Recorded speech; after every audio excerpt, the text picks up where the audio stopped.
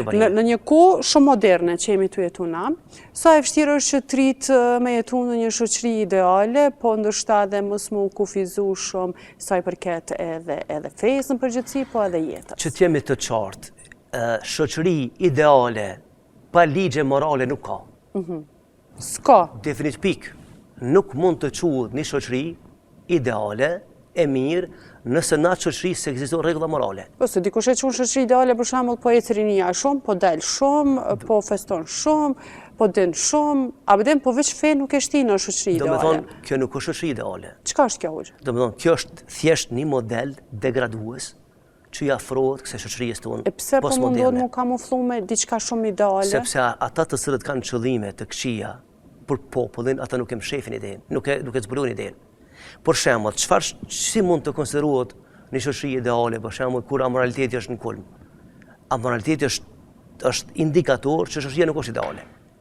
Besnikëria, sinqeriteti është argument për një shoqëri ideale. Po këto kanë humbë, hoxha, për shembull, në ditë sodit, për shembull, shumë pak gjë njerëz të sinqertë dhe besnik. Po them, ne po flasim si duket shoqëria ideale. Dhe këto që i bëjmë ne nuk janë ideale. Ne i takojmë së shoqërie. Për shembull, a mundemi me kthy në një shoqëri ideale, nëse po si kthehet një shoqëri? E kjo mundemi, ne po fillim të bisedës tam se është e mundur që shoqëria të jetë ideale dhe është e mundur ti përngjan ideales. Me rregulla fetare. Jo vetëm fetare, po edhe rregulla të cilat derivojnë nga ndërgjegja e popullit. Për shembull, në ligjet tona, për shembull, a parashifet për shembull aspektin ndjenjes të njeriu. Si shembull si ligje laike. Për shembull, dahet burri dhe gruaja. Për shkak të tradhjes. Ç'se parashesh shteti tradhjen? Ku gjon, thot ndahet dhe kaq. Por ky njeri ka psu lëndime. Si shembull, a është lëndu? A do të më pas një ligj moral? Çka thot ligji? Si shembull, Po jo, ligjet morale, po them në fillim, ligjet morale i ka përcaktuar Zoti dhe shoqëria, nëse do mi përngja ideales, ai duhet të zbaton ligjet morale që i ka caktuar Zoti madhreshëm. Po nëse ai eskavon, i kalon të ligje dhe krijon ligje tjera, është predestinuar për të mos qenë, për shembull, shoqëri ideale. Dhe janë në jetën e përditshme për shembull sot. A na mungon sinqeriteti si shoqëri? A na mungon guximi intelektual? A na mungon për shembull baza intelektuale? A na mungon durimi? A na mungon për shembull falja? A na mungon komunikimi pozitiv? Gjitha këto në shoqërinë tonë mungojnë. Janë një shembull shumë thjesht. Kur në çështje private posto diçka në Facebook për shembull. Dhe do të habitesh se sa njerëz inkuadrohen me fjalë të këqija në faqen personale tonë ose temën. Nëse postojmë diçka për fe? Jo, por çka do që është e mirë ajo. Domethënë njerëzit të frustruar kanë mu kyç. Pse?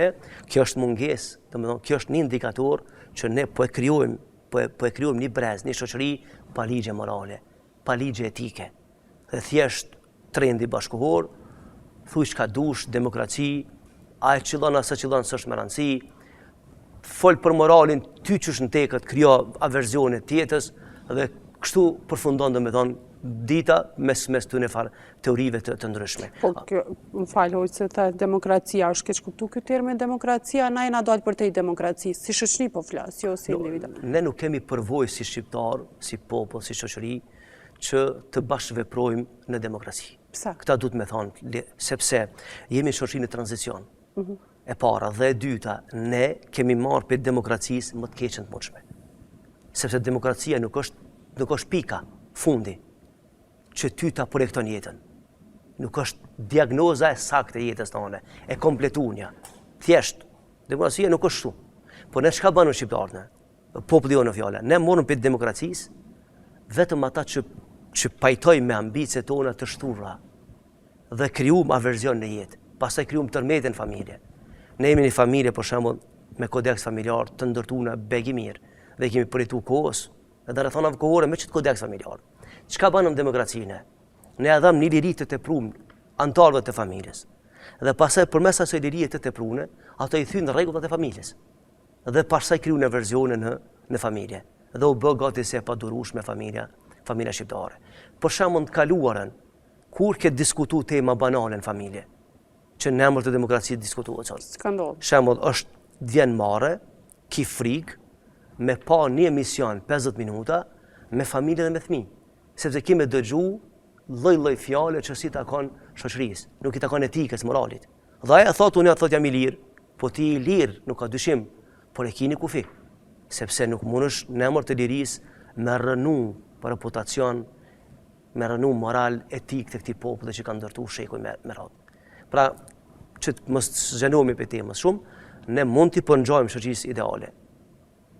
Dhe du të bëjmë përpjekje që ta kanalizojmë shoqërinë, që t'jetë më moralshme, më etike, më profesionale, më largpamse, dhe ti realizon qëllimet e jetës në mënyrën më të mirë të mundshme. Po, ju thajt, fillojmë nga vetja, pasojmë në familje dhe kështu me radhë. Po shpesh e dim që thuhet edhe kjo fjala të na shqiptarë thojmë 5 gishta i ka dora nuk janë të njëjtë.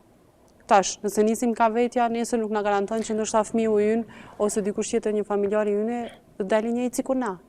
Për faktin që nuk janë gishta të njëjtë nuk kupton se nuk i shërbejnë të njëjtit njeri. Okej. Do me thonë, ne mund të kemi nuanca ndryshme, edhe konceptuale, edhe ku e di çka.